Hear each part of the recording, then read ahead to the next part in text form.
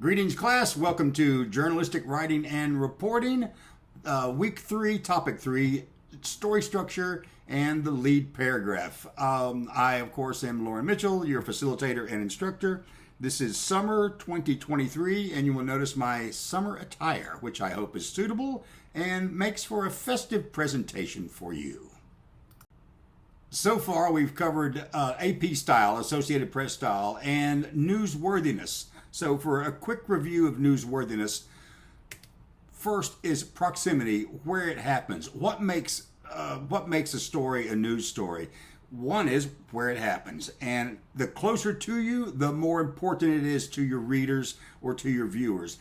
If you don't write about an event that occurs in the town over or the city over or the state over. You write about what's going on in your area. Now, it also matters of what type of publication or media outlet you work for.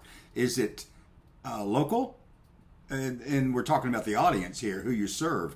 Is it local? Is it regional, state, perhaps national? Or if you're lucky enough to work for one of these outfits, international? All right, these are considerations that go into the mix when you're deciding what is newsworthy and what's not. Also is the oddity, novelty factor. Is it unusual? You've heard man bites dog as opposed to dog bites man. Like, that's unusual. I want to read that story.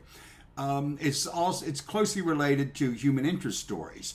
Maybe that's a local athlete who overcomes challenges. Maybe it's the lady down at the homeless shelter. Or what about the man who collects marbles? One of the most prevalent news categories is, of course, conflict. And that's crime, courts, think wars, divorce, scandal, political campaigns, school board versus parents, right versus left, liberal versus conservative. I can see people's blood beginning to boil. So, and that's, again, probably the most prevalent type of news story. But you know what connects them all together, and that every news story has to have, is timeliness. I've always said old news is no news. News stories are factual based, just the facts, ma'am, right? Now, you'll see the smiley faces up there. There's a couple of angry ones. There's a couple of real happy ones. But the guy in the middle is expressionless because he's the news reporter. His writing is straightforward, factual, unemotional. And by that, I don't mean boring writing. You do want to, at times, grip the reader's heartstrings, but you're not involved. You're not emotionally involved in the story.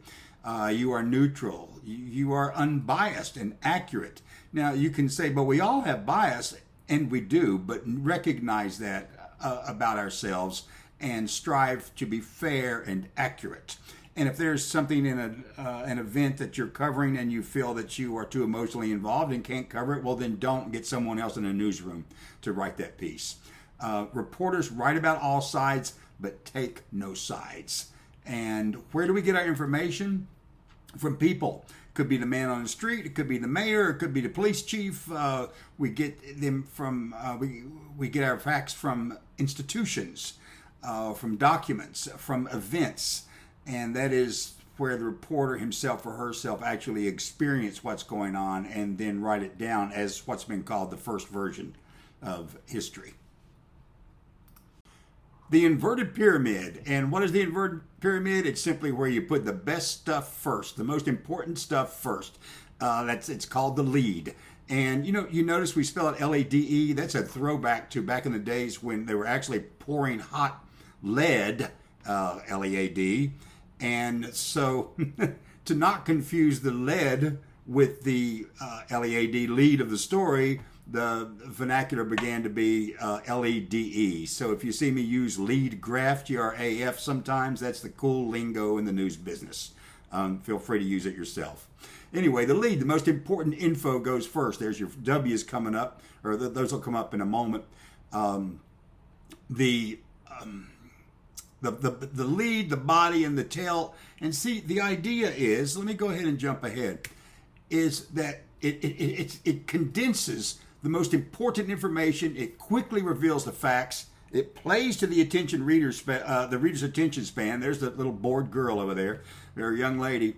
And the pair of scissors, because back in the day, news was literally written on columns of paper, and the editor, if you didn't have enough room, would snip off the bottom of the paper, trim it from the bottom. So the good stuff's at the top, the least essential's at the bottom. Now, in fact, one of my arguments against the internet is that there are no space or time considerations or limitations. Therefore, people write as much as they want and they speak as much as they want, like maybe I'm doing now. And you know what? Readers and listeners and viewers don't want that. They want to get right to the good stuff. So that's why I am still a proponent and supporter of the inverted pyramid. All right, now, the inverted pyramid begins with the lead paragraph. There's your LEDE, right? Okay, quote, the most important sentence in any article is the first one. If it doesn't induce the reader to proceed to the second, your article is dead. And there's your tombstone. Another quote, lead graph. A lead is a flashlight, I like this one, that you shine into the well of a story. You don't have to see all the way to the bottom, just far enough along to know what you're getting into. John McPhee is this gentleman's name. Now, the lead graph. There's Curious George. Why do you reckon Curious George is up there? Because the lead graph should rouse your curiosity. It should pick the reader's interest. By the way, lead graph is 1 to 2 sentences. Now, this is not like your essay writing, yeah? In fact, USA Today would, and others, but especially USA, they're known for their brevity. It's often 1 sentence or maybe just even a few words. But 1 to 2 sentences, and we'll get to this later, but I'll go ahead and spill my beans, so to speak. It's 25 to 35 at tops words. Grab attention, pique interest, rouse curiosity, make them want to read the rest. Oh, by the way, see the newspaper in the bottom left there? The Daily News. That's called the flag, where the name of the newspaper is. And the lead graph, the introductory paragraph, it's not a headline. The headline are those big words like nationwide food recall affects thousands. That's the headline.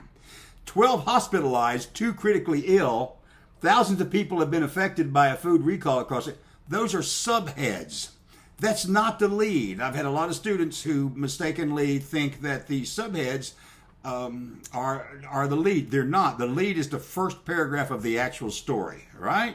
Okay. Now, when I was a reporter covering stories, I call it the mom test, okay? Where you go at whatever event you're covering. Maybe it's a document. Maybe you went to goodness gracious, an 8-hour-long meeting. What do you write about? What do you write about? Well, I always thought of it this way, is after I've covered this long meeting or read this lengthy document, and I went home, what would I tell my mom about? Or you could say your little brother, or you could say your wife or husband, but what would I tell them about? That's your lead. That's the most important part. Just like if I ask you, what are you doing this weekend? You're probably not going to say, I'm going to brush my teeth, I'm going to get out of bed. You're going to say, oh my goodness, I'm going to the beach, or we're going to the carnival. That's your lead. The 5 W's. You've heard this in other contexts, but who, what, when, where, why, and there at the bottom, sometimes how. Though that's your news story right there. That is your news story. Writing, but I've got more example. I paused there for a moment but I'll save it for that. I've got an example of who, what, when, where, why, and how. Writing the basic news lead. Okay, great. Collect all your facts. Look, accuracy is everything. You want to lose your readers, you want to lose your credibility, then lose your accuracy. It's difficult, by the way. Writing the news lead is difficult. It's the most difficult paragraph or part of the story to write. Spend your time on it. Experiment with different versions. Get through it, and then the rest will flow. Sum it all up, boil it down. I like this. 10 seconds with a dying battery test. What if you only, it's kind of like the mom test. What if you only had 10 seconds and the battery's dying on your phone and you've got to tell the person on the other end, what's up? What would you say? What would you say? You probably wouldn't say like, hey, how you doing? You'd say, hey, we're trapped on a desert island in the middle of the ocean. You need to come and rescue me. All right. Prioritize the 5 W's. Sometimes you don't include all 5 W's, who, what, when, where, why. Maybe just one. Maybe just 1, 2, or 3, or 4. Sometimes all 5. Sometimes all 5, I guess. Only the most important facts belong in the lead. Great. Rethink, revise, rewrite. Please, yes, rethink, revise, rewrite. And shouldn't all our writing be like that? Is it clear? Does it have strong active verbs? Of course, for news writing, that's a definite plus. Any unnecessary word, get rid of it. This is one thing I liked about back in the day when you only had so much space to fill up, is every word mattered. Right now, I feel like we should treat words like diamonds, but that too often writers today treat them like gravel and just toss them out at will and use way too many. Once again, like I'm probably doing now. All right, let's see. Writing the basic news lead. Oh, we've got some. Here we go. All right, 1 or 2 sentences. Yes. 25 to 35 words. Write it first. Let me back up to the 25 to 35 words. Could it even be less or fewer? 2 or 3 words. And you'll see, we have a couple of examples later. But and next, write it first. Don't write the rest of your story and then write the lead. You have to start with the lead because that's your most important information, and it serves as to establish the framework for the rest of the story. All right. Here's your example. And this actually happened. I'm sorry it's not a fun example, but 3 people were killed, 59 injured, and hundreds of homes destroyed when a tornado ripped through the town of Perryton in the Texas Panhandle on Thursday. I think I said Monday earlier, so I apologize for the mistake. Now, notice the colors there, okay? The green is the who, 3 people, 59 injured. The blue, hundreds of homes destroyed. There's your what. When is black? On Thursday. Where is the town of Perryton in the Texas Panhandle, and why and possibly how is a tornado ripped through the community? Now, there are several different kinds of news leads. More than the ones I'm going to present here, but a few of the most basic are the straight news lead, the hard news lead. Here's an example from CNN. Again, ripped from the headlines this week. A search and rescue operation has been launched to find a submersible with 5 people on board that went missing during an expedition to the wreckage of the Titanic, officials said Monday. Well, of course, these national news outlets are the best at the best in business, the best at what they do. Take a minute and look at that one, and you'll see that it's there's your 5 W's. It's succinct. It's put together well. No big words, but yet it's not. It's simply written, but it's still intelligent. Straight news lead. Start with those, by the way.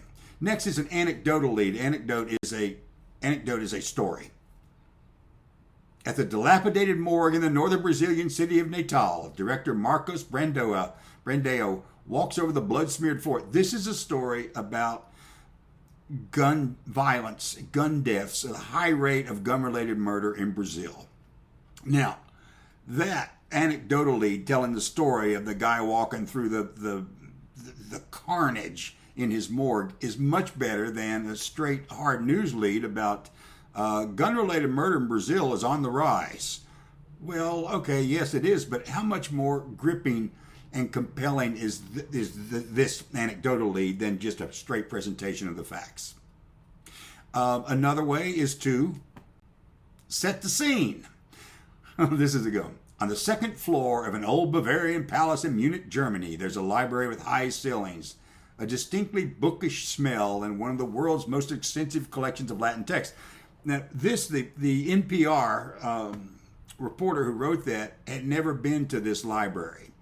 But yet you sure wouldn't know it from this place establishment of place that this scene setting that the reporter has done.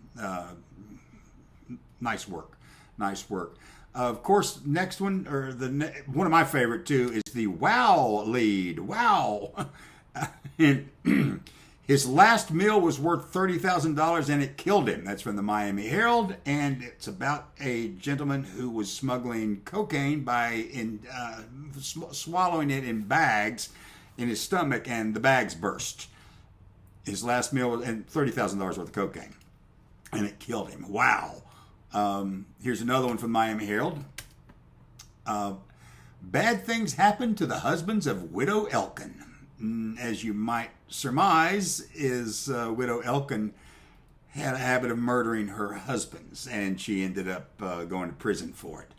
And my personal favorite from the New York Times: a 17-year-old boy chased his pet squirrel up a tree in Washington Square Park yesterday afternoon, touching off a series of incidents, and people were arrested, including policemen. Now, I haven't read that story. I have no idea what it's about, but I tell you what, I would read it if I saw that lead paragraph in a newspaper, and I bet you would too. All right, finally, that's it. But now you try it. I'll give you the who, the what, the when, the where, the why, the how, and you write one. Write a lead for me. Email it to me. It's in the syllabus, okay? MitchLauren@hotmail.com. And I'll grade you. Give it an effort. Do 2 or 3 if you have to. Send me your best effort. Review this if you wish. Review our readings, our written material. Look at some examples. Look at a newspaper. Read a few newspapers. But this actually should be easy. Can't you just string together the who, what, when, where, who, why, how? Can't you see that being a lead paragraph right there? All right, great. I hope you enjoyed the show, and that's all I have. Have a great day. See you in class on the discussion board.